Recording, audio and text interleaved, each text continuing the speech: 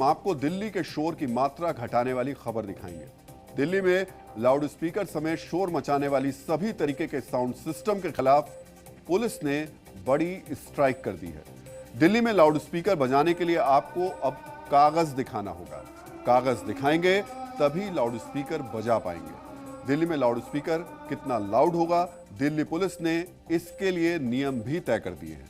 नए नियम के तहत लाउड स्पीकर और पब्लिक एड्रेस सिस्टम के इस्तेमाल से पहले लिखित अनुमति लेना जरूरी है। नए नियम के तहत उपकरण सप्लाई करने वाले और म्युनिसिपल कॉर्पोरेशन की जिम्मेदारी अब बढ़ा दी गई है। रात के समय प्रतिबंधों को और ज्यादा सख्त कर दिया गया है। कानून तोड़ने पर बीएनएस की धारा 270, 292, 293 के तहत एक्शन होगा। किसी भी स्थिति में अगर आप लाउड स्पीकर या कोई भी साउंड प्रोड्यूसिंग इंस्ट्रूमेंट का इस्तेमाल कर रहे हो तो आपको एक डेजिग्नेटेड अथॉरिटी से परमिशन लेना अनिवार्य है। जैसे इंडस्ट्रियल एरिया में 75 डेसिबल और इसी तरह रेजिडेंशियल एरिया, साइलेंस जोन और अलग अलग डिफाइंड है। नाइट टाइम के लिए अलग स्टैंडर्ड्स हैं जो डेसिबल्स मैक्सिमम 75 डेसिबल से लोअर साइड पे हैं। अगर उसको 10 डेसिबल से या उससे ज़्यादा कोई वायलेट करता है तो उस पर सो मोटो एक्शन भी लिया जा सकता है और कोई भी व्यक्ति नागरिक कंप्लेंट कर सकता है।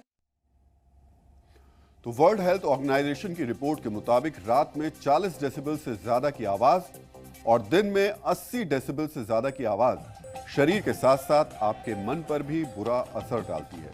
लेकिन हमारे शहरों में शोर मचाना अब आम होता जा रहा है।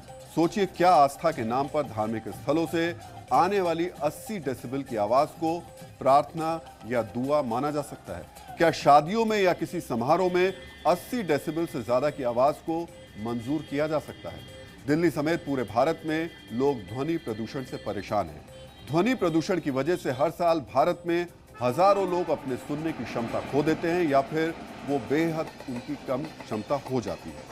वर्ल्ड हियरिंग इंडेक्स के मुताबिक दिल्ली दुनिया के उन टॉप 10 शहरों की लिस्ट में शामिल है जहां सबसे ज्यादा ध्वनि प्रदूषण होता है और जहां ध्वनि प्रदूषण की वजह से सबसे ज्यादा लोग अपने सुनने की क्षमता खो रहे हैं।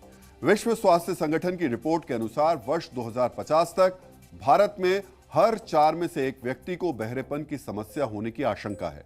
भारत की साल 2011 की जनगणना की रिपोर्ट बताती है कि देश की 19% आबादी को सुनने की दिक्कत थी। मेडिकल रिपोर्ट से पता चलता है कि सुनने की क्षमता में कमी की समस्या वालों का एक बड़ा हिस्सा 14 वर्ष से कम आयु के लोगों का है। हम लोग नॉर्मल जो आवाज़ सुनते हैं वो हम लोग 0 to 30 डेसिबल में सारी बातें हम लोग सुन पाते हैं।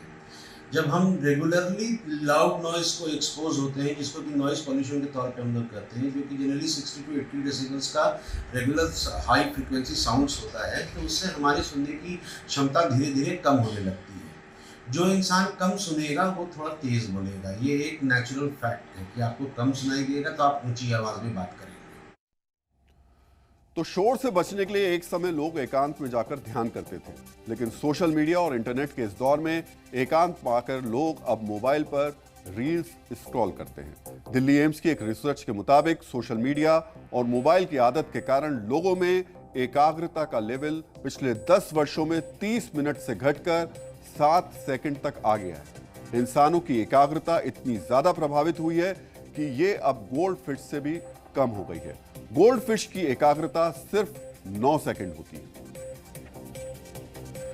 जीवन में एकाग्रता बहुत जरूरी है। इसे समझने के लिए किसी रिसर्च की नहीं बल्कि इस खबर को देखने की जरूरत है।